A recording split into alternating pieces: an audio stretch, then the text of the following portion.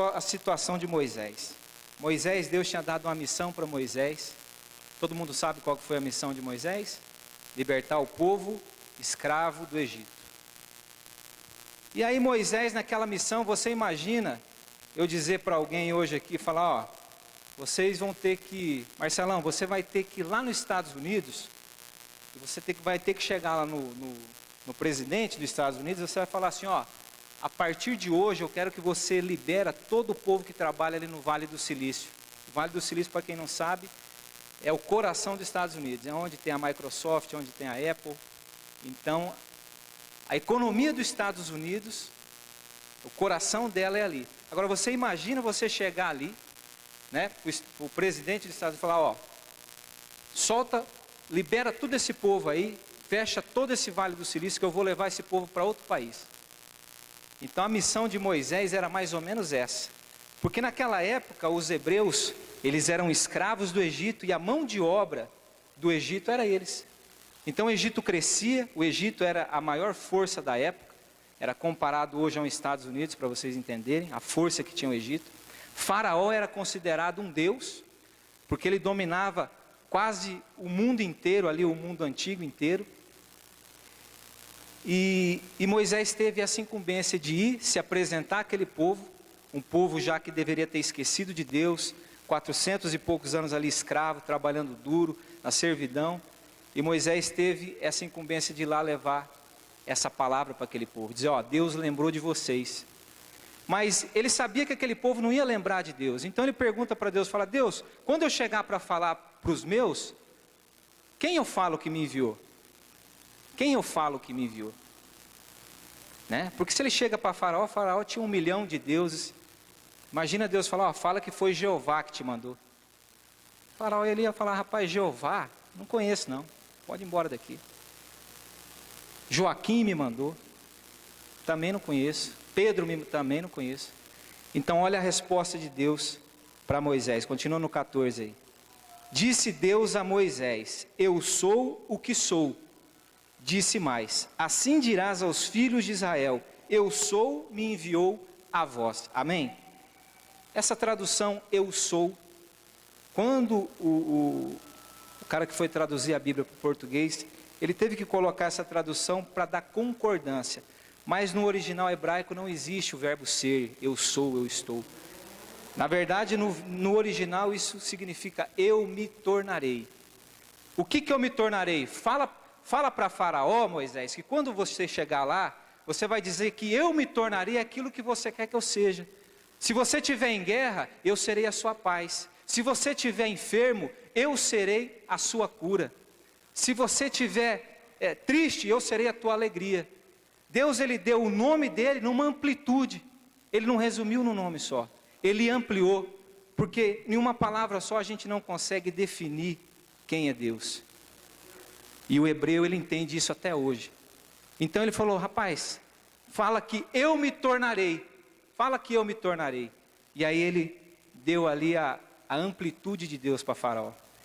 Então, a pergunta que eu quero fazer, se Deus se torna todos os dias na nossa vida, Deus é tudo. Deus é tudo para nós. O que você tem se tornado? O que você tem se tornado? Lá em Filipenses, abre aí Filipenses, capítulo 2. Filipenses no capítulo 2, no versículo 12. De sorte que, meus amados, assim como sempre obedecestes, não só na minha presença, mas muito mais agora na minha ausência, assim também efetuai a vossa salvação com temor e tremor. Amém?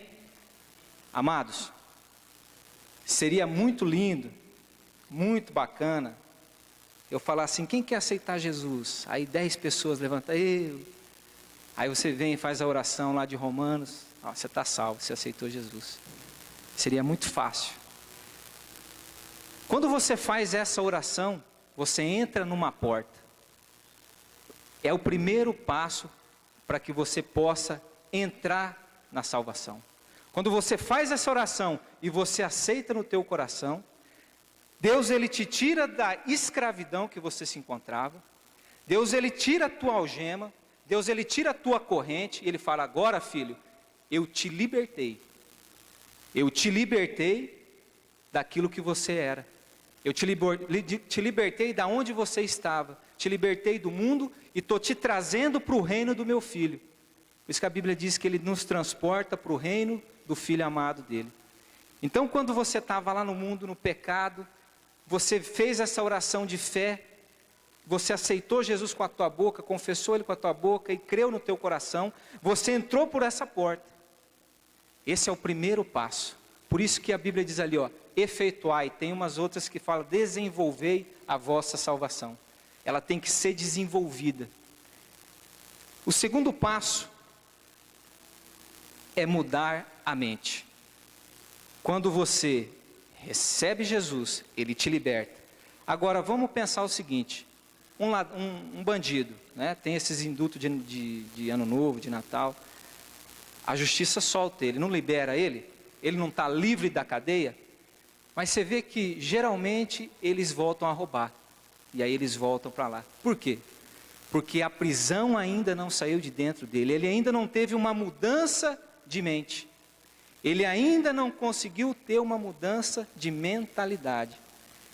Então, a salvação ela engloba você ser livre e ser liberto de algo. Você ser livre e ser liberto de algo. E a terceira etapa, livre de algo, você tem sucesso para prosperar, para encorpar espiritualmente. Aí você está pronto, aí Deus começa a te nutrir, Deus começa a te dar revelação, Deus começa a te dar visão, Deus começa a te dar dons, porque aí você precisa ser encorpado. Então o primeiro passo, você saiu, mudou a tua mente, agora você é encorpado por Deus.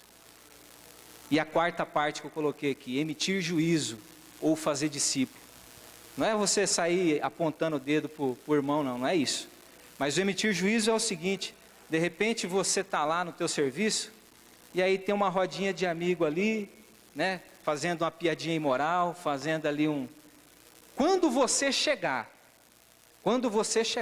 essas pessoas têm que ficarem constrangidas, elas têm que olhar para você e parar na hora. Amém? Esse é o tipo de juízo que a gente precisa emitir. A gente precisa ser santo aonde a gente for. Então se você, né, de repente está lá, os teus amigos, tudo na piadinha, você chegou, tem que parar. Ó, lá está vindo lá está vindo o Francisco, rapaz, o Francisco é crente e não vamos falar disso. E aí eles param na hora, conversam, mas tem crente que chega, né, e conta mais cabeludo ainda.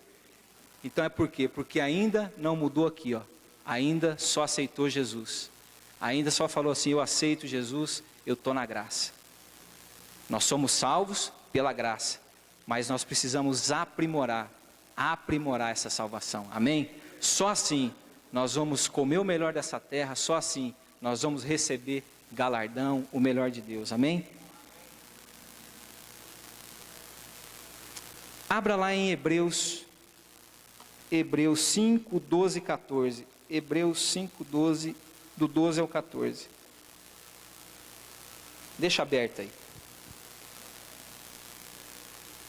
Eu quero falar, amados, que falta, sabe o quê? A igreja ela tem parado nesse primeiro tópico. A maioria da igreja tem parado só no aceitar Jesus. E ela não avança para os outros 3. Ela paralisa ali e ela não avança para os outros 3. Por quê? Porque não busca. Porque não busca uma experiência com Deus. Semana retrasada, acho que foi, o ministro Ari me falou algo interessante. Ele falou assim, Flávio, quando a gente tem um momento de sarça com Deus, a gente muda. E isso é real. Isso é muito real. A busca da face de Deus, ela tem que te promover uma experiência única com Deus. E só assim você vai crer em Deus. Tem muita gente que para nessa primeira, na salvação, eu aceitei Jesus, e não avança por outros 3 porque tem preguiça de repente. Porque, sabe, não consegue buscar Deus na individualidade.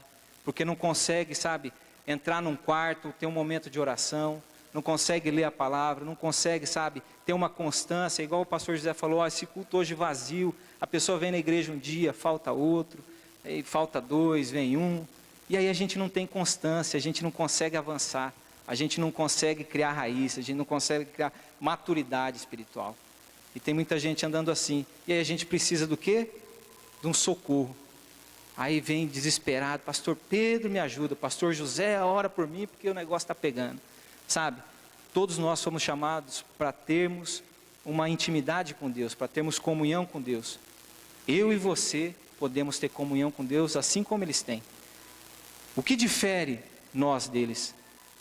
Somente a unção que foi caída sobre eles, que são pastores. Mas a intimidade é a mesma. A busca pode ser a mesma. A Bíblia diz, quem busca o Senhor achará. Você acha o Senhor no momento que você busca Ele. Se você não buscar, não tem como aparecer para você. Amém? Hebreus 5:12, do 12 ao 14, diz assim a palavra do Senhor. Com efeito, devendo já ser mestres por causa do tempo decorrido, ainda necessitais de que vos torne a ensinar os princípios elementares dos ensinamentos de Deus, e vos tornastes como os necessitados de leite, não de alimento sólido. Ora, todo aquele que ainda se alimenta de leite, não está apto a ensinar a palavra da justiça, porque é criança. O alimento sólido, porém, é para os adultos, para aquele que pela prática tem as faculdades exercitadas para discernir tanto o bem quanto o mal. Amados, quanto tempo você tem de igreja? Estou falando para você que é novo na igreja, não. Estou falando para você que é antigo na igreja, mas já vai aprendendo. Tem muita gente que tem, anos de caminhada, mas não coloca o evangelho em prática. Mas não avança. Sabe, ainda está sentado, ainda está esperando, ainda é criança, quando já podia estar ensinando, quando já podia estar pregando, quando já podia estar liderando uma célula, quando já poderia estar ministrando para casais, quando já poderia estar ministrando para kids, quando já poderia estar fazendo um monte de coisa. Mas a preguiça espiritual ainda impera na igreja. Sabe, nós vamos atrás de profeta, nós queremos ver o futuro, nós queremos ver... Cara, Deus fala, não precisa ir atrás do profeta, o profeta vai atrás de você. Quando você entra no teu quarto e você ora a Deus, buscando uma confirmação de Deus, Deus manda a resposta na tua casa. Ele manda a resposta aonde você está. Deus usou uma mula para falar com Balaão, uma mula. Ele pode usar um crente, ele pode usar um não crente, ele pode usar um profeta, ele pode usar um pastor, ele pode usar qualquer pessoa, mas a gente não está ligado em Deus. A gente está conversando aqui, sabe, pensando só em bobeira. Gente, fica esperto. De repente a pessoa, você está na tua busca, sabe, de oração, de repente você está conversando com a pessoa, e aquela pessoa, fala, Deus, é Deus falando. Eu fiz uma experiência com Deus, eu já contei para alguns aqui, que eu cheguei onde eu trabalho, eu falei, Deus, sabe quando você não se sente mais lá? Eu falei, Deus, eu preciso ter o meu negócio, cara. Eu preciso ter. E aí eu falei, tudo bem. E fui orando. Estou orando. E aí eu cheguei um dia de manhã, Deus me deu uma ideia. Assim, veio um negócio na minha cabeça. Eu falei, caramba, cara. E eu já tinha ouvido essa mesma voz. Eu sabia que era Deus falando. Eu falei, Deus, beleza. Isso aí que você quer me dar, eu nunca mexi, cara. Eu não sei nem como que começa isso aí. Não tem nem como não sei. Eu falei, mas amém. Se é o Senhor falando. Aí eu cheguei em casa, eu estava lendo um livro, aí eu marquei o livro, aí terminei de ler o livro ali e fui orar. Falei, Deus, eu quero que o Senhor me dê uma confirmação. Se é o Senhor falando comigo, eu quero que o Senhor me confirme isso que o Senhor falou na minha cabeça. Eu vou orar e amanhã eu quero essa confirmação. Beleza. Dormi, aí no outro dia eu peguei a Bíblia, lembrei da minha oração, peguei o horóscopo gospel, Provérbios 3:5, não se estribes no teu próprio entendimento, mas confia em mim. Falei, glória a Deus. Falei, Deus, mas não é o suficiente, eu ainda sou meio incrédulo. Eu ainda sou meio incrédulo. Falei, o Senhor vai me confirmar isso aí ainda. Cara, quando foi 10 horas, o pastor Pedro, no grupo. Aí eu comentei, falei, glória. Provérbios 3:5, ele colocou no grupo. Falei, meu Deus. O Senhor fala mesmo. E aí eu, glória a Deus, tal, falei, mas ainda não é suficiente. Gideão não te testou 2 vezes? Eu fui de novo, cheguei em casa, e eu tinha marcado o livro, né, que eu tinha lido na noite anterior. Aí eu abri o prólogo do livro, Provérbios 3, 5. Aí eu glorifiquei, falei, aí sim, é essa prova que a gente tem que fazer com Deus. A gente tem que colocar Deus numa sinuca de bico, irmão. Ao ponto de ele falar assim, eu vou fazer o que esse cara está me pedindo. Eu vou se mostrar para ele. Sabe, a gente fica nessa, na Bíblia ali dos apóstolos, todo mundo quer ser Pedro, todo mundo quer ser Paulo, mas ninguém quer ser Tomé. Ninguém quer ser Tomé. E o Tomé, ele não creu. Mas ele pediu, falou, eu quero te tocar. Se você ainda não tem fé suficiente em Deus, fala para Deus, Deus, eu quero te tocar para mim crer no Senhor, porque eu ainda não creio, porque eu ainda sou raso. A gente tem que ter essa sinceridade diante de Deus. Sabe, eu ainda duvido, Pai, eu não sei se o Senhor existe ou não, eu ainda sou dúbio em pensar, eu ainda sou inconstante, eu ainda sou menino, eu não consigo andar com as minhas próprias pernas na fé ainda. Então dá uma de Tomé, fala, Deus, eu quero tocar no Senhor, eu quero fazer prova do Senhor, e eu quero que o Senhor se apareça, materializa um anjo aqui, sei lá, manda um raio, faz alguma coisa, mas eu quero te ver, e eu tenho certeza, porque Ele quer se revelar para você, Ele quer se revelar para você, Ele está louco para se revelar para você, Ele está, sabe, Ele está lá e fala, vai filho, busca, busca, busca, é igual o pastor José falou, às vezes a pessoa está na boca do gol ali, desanima. Rapaz, Deus bate na testa e fala, meu Deus, tinha tanto para fazer por esse menino, por essa mulher, por esse jovem, mas ele desistiu, sabe? Gente, a gente tem que viver por fé, a gente precisa viver por aquilo que a gente não vê. A gente precisa ter o nosso momento de sarça com Deus, nosso momento de intimidade. Se tranca no quarto, faz o teu lugar de oração, não sei, tem gente que ora no quarto, no banheiro, na sala, no carro. No carro não é bom, né? Porque distrai. Mas você precisa ter esse momento.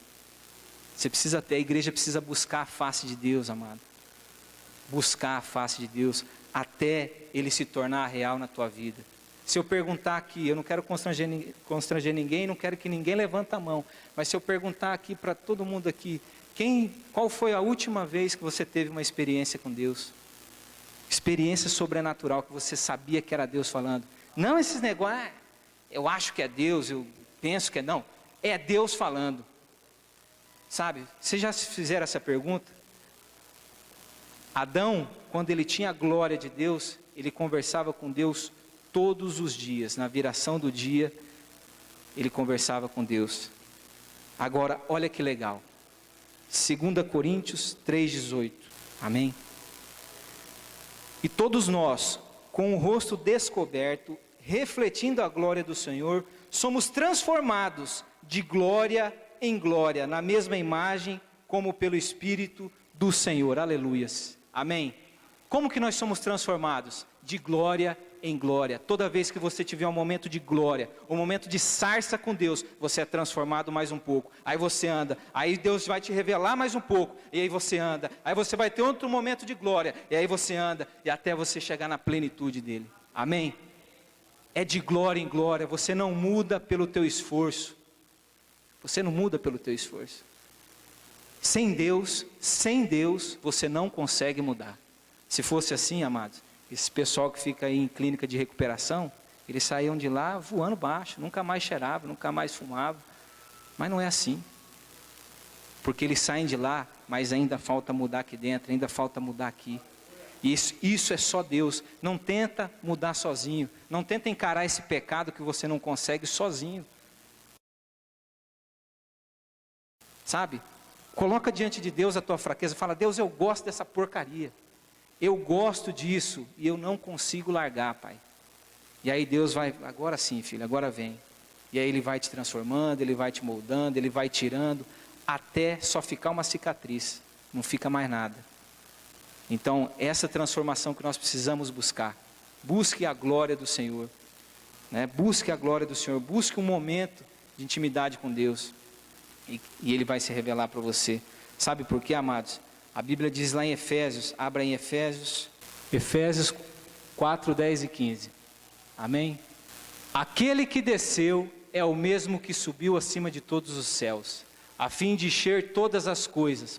E ele designou alguns para apóstolos, outros para profetas, outros para evangelistas e outros para pastores e mestres, com o fim de preparar os santos para a obra do ministério, para que o corpo de Cristo seja edificado, até que todos alcancemos a unidade da fé e do conhecimento do Filho de Deus e cheguemos à maturidade, atingindo a medida da plenitude de Cristo. O propósito é que não sejamos mais como crianças, levados de um lado para o outro pelas ondas, nem jogados para cá e para lá por todo o vento de doutrina e pela astúcia e esperteza de homens que induzem ao erro.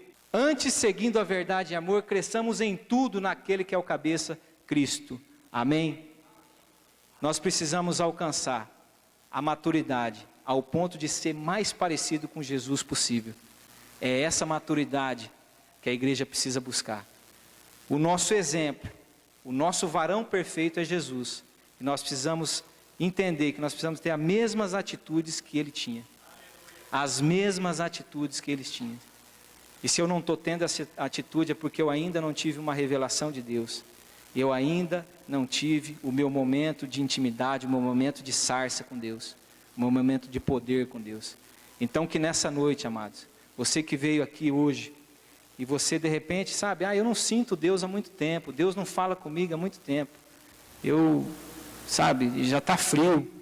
Tem gente que está frio aqui dentro. Tem gente que você fala, mas parece que não move mais nada aqui. A gente precisa chegar na presença de Deus e precisa sentir, queimar dentro de nós, sede, fome de Deus, porque eu vejo no louvor isso. Eu dou uma olhada às vezes de cabeça aqui, gente indiferente. Amado, se você for indiferente para Deus, Ele também é indiferente para você. Porque a mesma constância que você busca Ele, é a mesma constância que Ele se aproxima de você. É a mesma constância. Por isso que a Bíblia diz, buscai a Deus de todo o teu coração, de toda a tua força, de toda a tua alma, com toda a tua inteligência, com todo o teu tempo. Você não tem tempo para Deus. Tem gente que não tem tempo para Deus. Tem tempo para tudo, mas não tem um tempo para Deus. Amados, que evangelho nós estamos vivendo? Que crente nós somos? Nós temos que se perguntar, fazer o nosso Kaizen diariamente. Aonde eu posso melhorar como um cristão? Aonde eu posso melhorar como um cidadão do reino? Aonde eu posso melhorar como um seguidor de Jesus? Aonde eu posso melhorar? Essa é a reflexão que eu quero deixar para vocês hoje. E eu quero que nessa noite, você que faz tempo que não sente a glória de Deus, faz tempo que você não sente a presença do Senhor, amados, Ele já perdoou o teu pecado. Se você confessar o teu pecado diante de Deus, Ele já te perdoou. Agora não tenta lutar sozinho contra o teu pecado, porque você não vai conseguir dominar. Você não vai conseguir vencer ele. A Bíblia diz para a gente fugir da aparência do mal. Fuja da aparência do mal. Quando você vê, rapaz, isso aí, eu sou fraco, vou vazar porque eu não quero nem ver. Então, a gente precisa ter essa inteligência, se conhecer, a gente precisa nos conhecer. Faça uma autoanálise de você mesmo. Fala, Deus, eu sou fraco nessa área e eu estou vacilando nessa. E de repente é por isso que você não sente mais a glória de Deus se manifestar na tua vida. De repente é por isso que você está morno, frio. De repente você sabe. Então nessa noite, eu orei ontem. E eu tenho certeza que hoje Deus vai mostrar a glória dele para você. Amém?